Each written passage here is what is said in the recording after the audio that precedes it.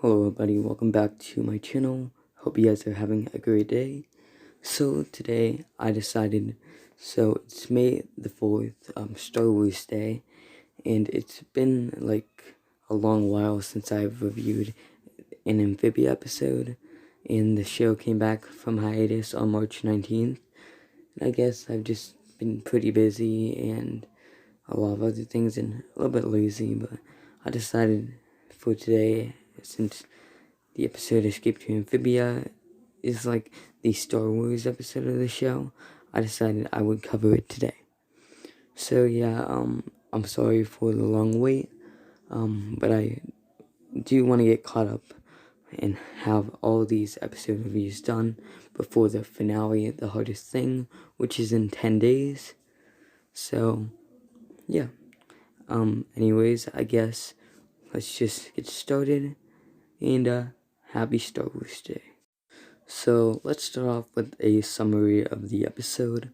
So the episode starts with Anne and her parents and the planners going to Costco's, the Costco's in their universe, which is called Spenco's, and basically, there's like a little Star Wars reference there, with like Anne and her dad fighting with, lightsabers, and there's like a few scenes which could like be foreshadowing, like when Anne was fighting with her dad, like when she hit his mask off, it kind of like could resemble Anne breaking half of Darcy's mask off with her sword, and then it could make Marcy go back.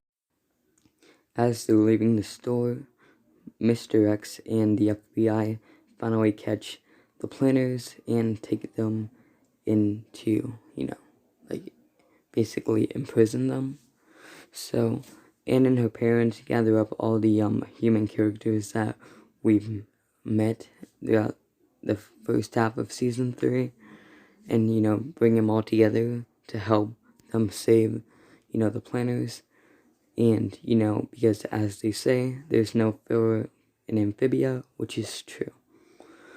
So, anyways, so they are all, together and, work together to save the planners and, break into where the planners are being held hostage. And, they're just assembling like a rescue mission, I guess. And then the episode turns into a Star Wars parody, where Anne has the lightsaber that, she had from Costco's, and she starts fighting all the security guards with it and keeps beating them, and it's just like a toy sword, so it's pretty funny.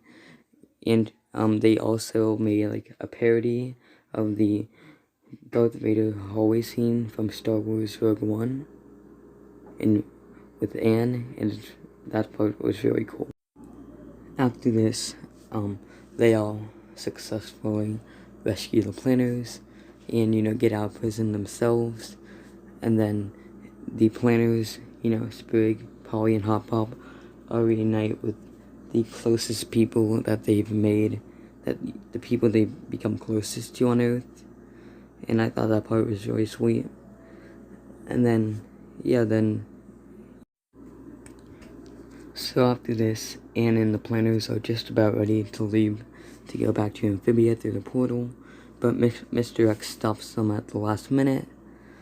And after this, Anne uses her blue powers, or, this is referenced a couple episodes later, but her cool anime powers,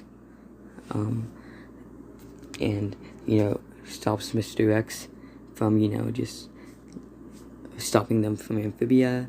And then Anne says goodbye to her parents, and then they all go through the portal in Amphibia, and they return there, and Anne's parents, are they're pissed off at Mr. X for just, like, all that he's put Anne and the planners through. And then I guess now Mr. X is on their side, as seen in the all.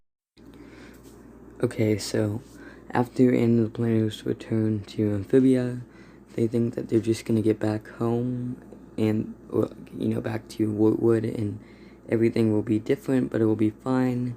But in reality, King Andreas's war is beginning, and Amphibia is in shambles, and it looks awful. So yeah, and then the episode ends, and they play the funny end credits. Okay, so here are my thoughts on the episode. I thought this episode was really, really fun. It was just a great Amphibia episode. And I was really happy that they had so many Star Wars references, like back in the season, with the season 3 episodes, they had a Spider-Man episode, and I was just getting into Spider-Man, and then that episode aired, and that was pretty cool. But this Star Wars one is even cooler, because I've watched Star Wars for, I think, over 10 years now, since I was little.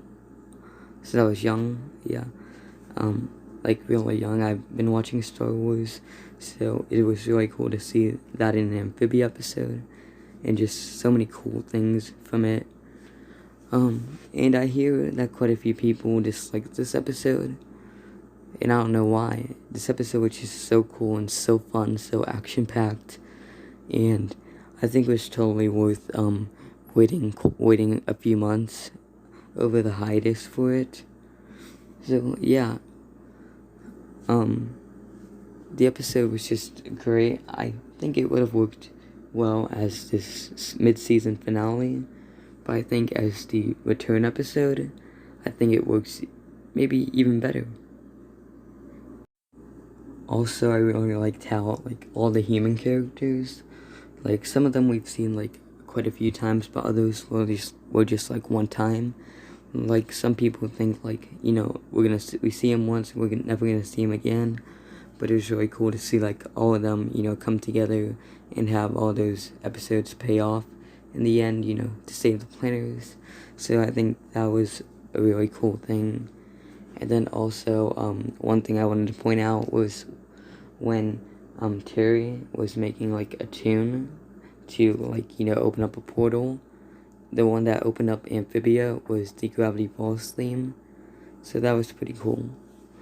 And yeah, the episode was very fun, very entertaining, and it was just one of Amphibia's best episodes ever.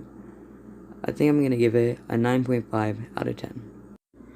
And that about wraps up everything I have to say for Escape to Amphibia. This episode was so entertaining, just so great, and I couldn't think of a better way to start off the new season. The second half of the season. Anyways, so I guess that's all for this video. So yeah, happy May the 4th. Also, they just dropped a new Obi-Wan Kenobi trailer. And that trailer was awesome, so let me know if you've seen it in the comments. Are you excited for the show? And also, are you excited for Amphibia's finale? Because I know I am. And yeah, so what do you think of it, Escape to Amphibia?